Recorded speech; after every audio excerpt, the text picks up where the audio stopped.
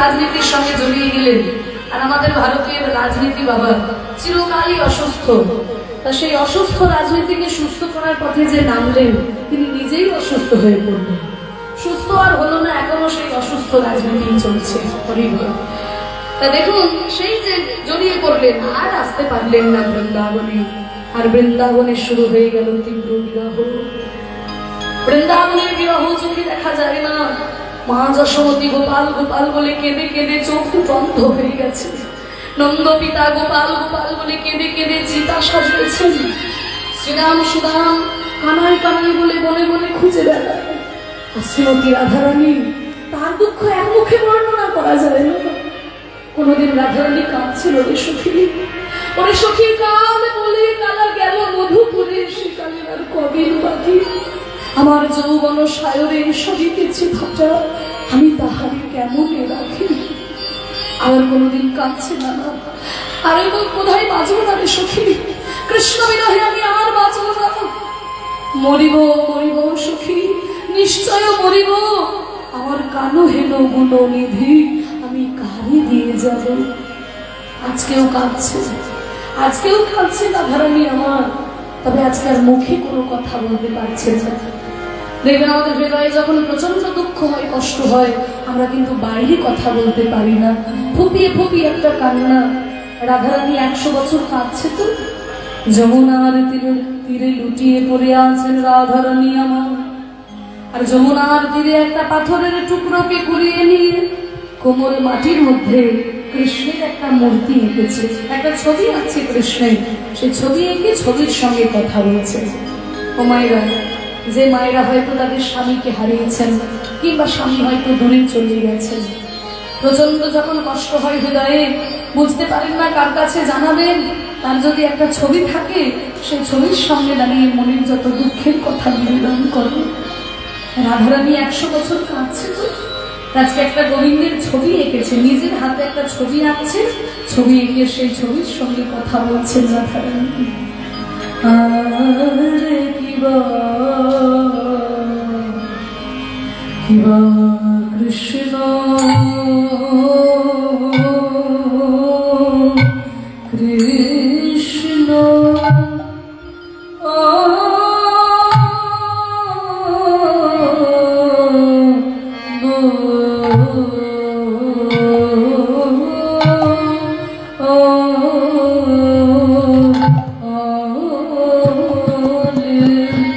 কৃষ্ণ কৃষ্ণ বলে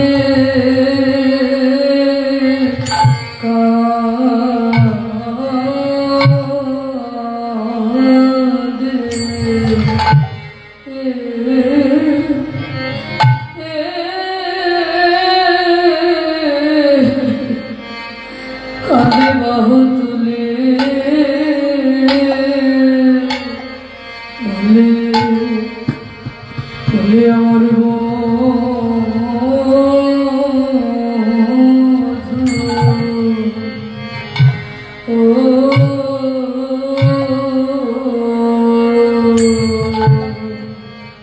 কৃষ্ণ কৃষ্ণ কাঁদে বাহু তুলে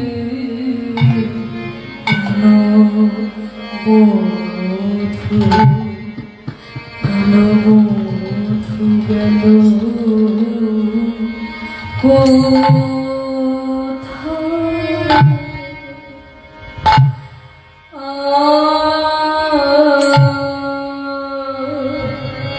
আমার প্রাণ সখী রে,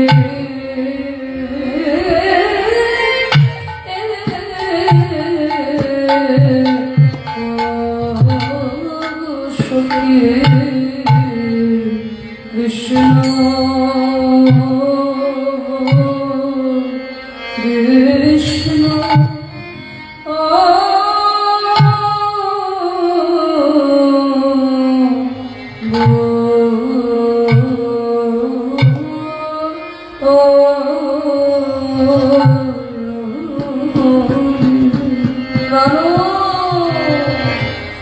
বধু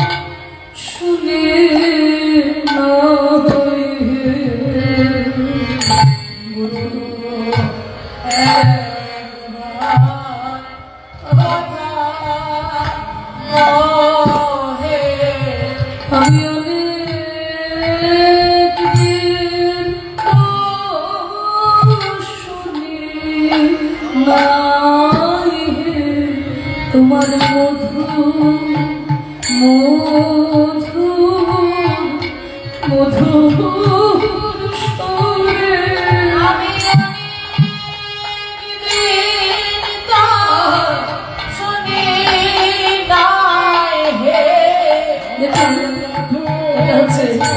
বড় বধু গীতা 14 মাত্রা 3-4 ছন্দ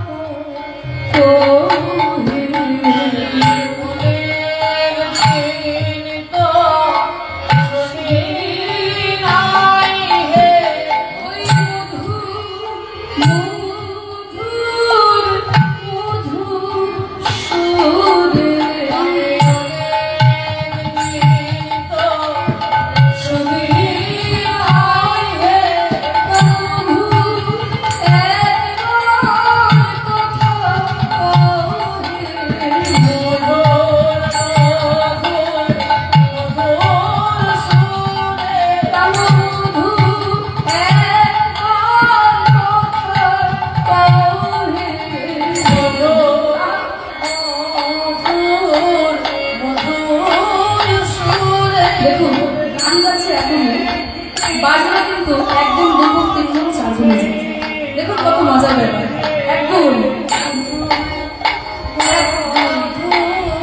1-2-3-4-5-6-7 এবার দুগুণ বধূ একবার কথা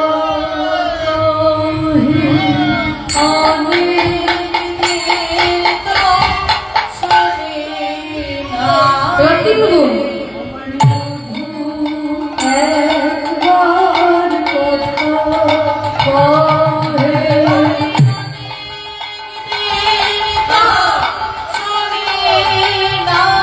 এবার চারগুণ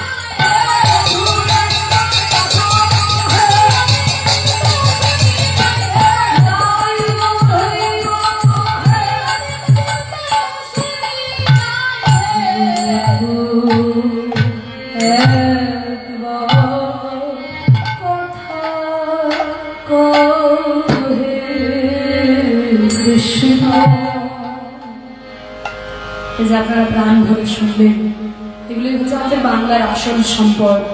আপনারা যে মন দিয়ে শুনছেন এটাই বড় ভালো লাগছে, কারণ এই বড় তারগুলো শুরু করলেই কারোর হয়তো বাথরুম পেয়ে যায়, কারোর বিল খেতে যেতে হয়, কিন্তু এগুলো আমাদের শুনতে ভালো লাগে না, কি শুনে নানান রকম একই কথা বারবার বলে যায়। কিন্তু মহাজনরা সৃষ্টি করে গেছেন, তো এগুলো না গাইলে পরে কীর্তনের মর্যাদা রক্ষা হয় না। হ্যাঁ, মর্যাদা রক্ষা হয় না। তাই মন দিয়ে আপনারা শুনছেন, এটাই ভালো লাগছে। তাদের এখানে একটা বড় অংশ, এখানে ছোট অংশ 7 মাত্রায় গাওয়া হয়।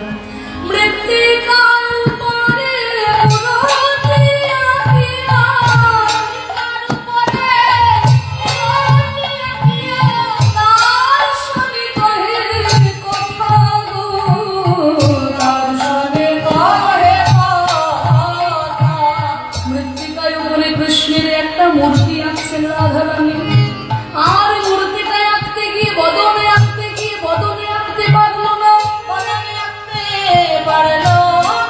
যখন চরণে আঁকতে গেল চরণে আঁকতে পারলো না,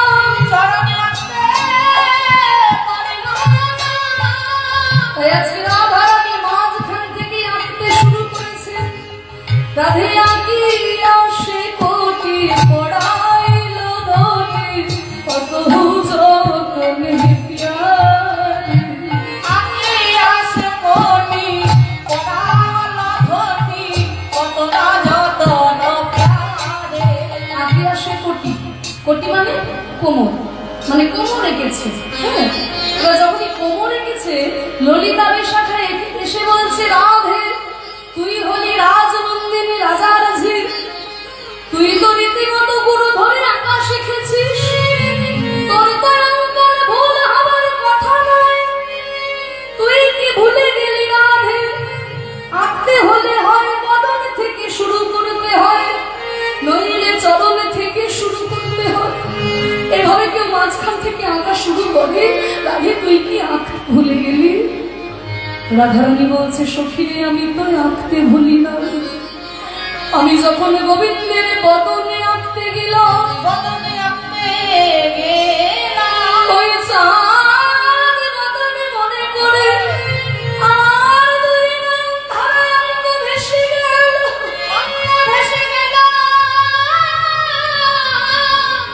এই বদনে আঁকতে না পেরে যখন চরণে আঁকতে বসলাম, মনে মনে ভাবলাম আমার বধুর চরণ ছিল, তাই বধু আমায় ছেড়ে চলে গেল।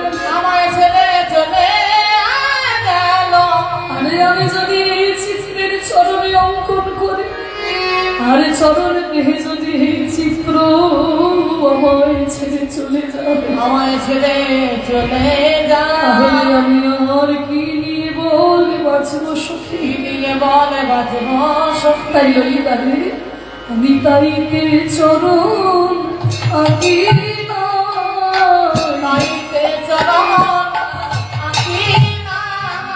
যদি চরণ পেলে চিত্ত চলে যায়,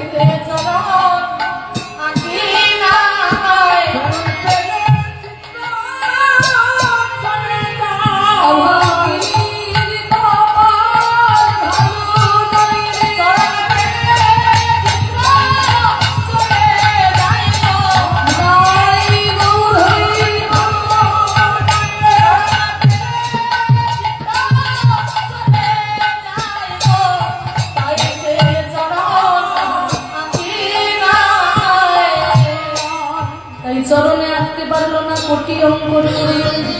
আরে নাভি সরোবর আঁকিল তার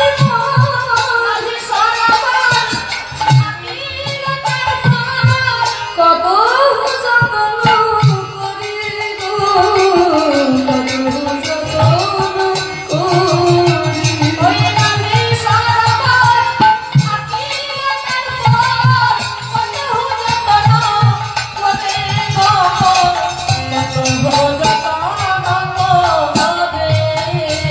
এবার কোমরের উপরে যখন নাভি আঁকলো, সখীরা তাহলে বুঝতে পারছে নাভি যখন এঁকেছে তাহলে উপরের দিকে ছবিটা উঠছে, কোমরের উপরে নাভি যখন আঁকলো তাহলে উপরের দিকে উঠছে। এবার নাভি যখন আঁকা হয়ে গেল, তারপরে রাধারানী কি আঁকছে, শ্যামী বাহু দুটি আঁকি ছল ছল আঁখি মুরলি দিল সেই করে, বাহু দুটি আঁকি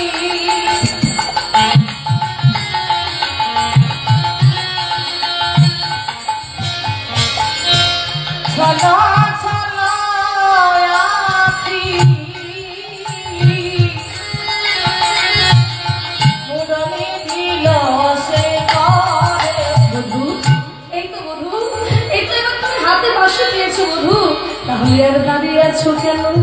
এইবার তেমন করে বাজাও বাঁশি,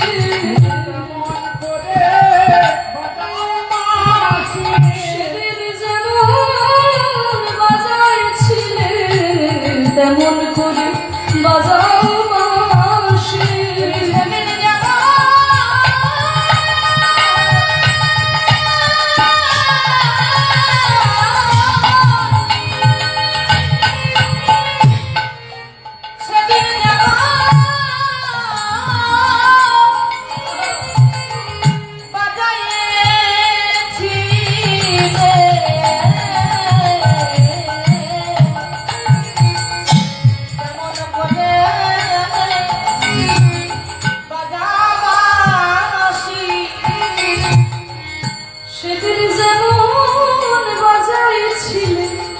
বাঁশি শুনে আমি হলাম দাসী,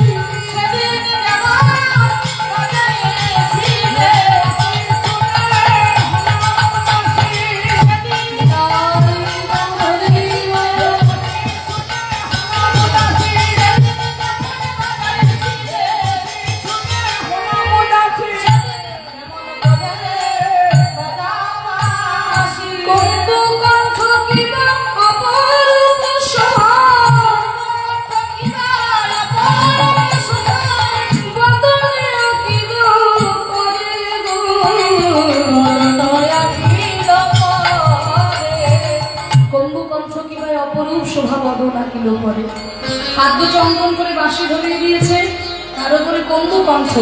কম্বু মানে হচ্ছে শঙ্খ। দেখবে মায়েরা শাঁখের গায়ে কেমন ভাঁজ ভাঁজ দাগ থাকে না, আমার গোবিন্দের কণ্ঠে সেরকম দাগ, সেই দাগগুলো এঁকে দিয়েছে। তার উপরে শ্যামের বদন আছে, শ্যামের বদন কি করছে দেখো, মুখে মুখ দিয়া তার শোনে কহে কথা,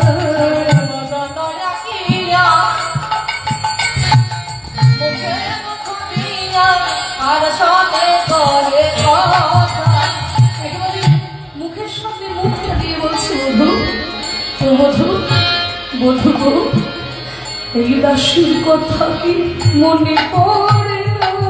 দাসীর কথা কি মনে পড়ে না? তুমি বারকার রাজা হয়েছো বলে দাসীর কথা কি মনে পড়ে না? বারকার রাজা হয়েছো বলে এই বৃন্দাবনের লাখল রাজা, বারকার রাজা হয়েছো বলে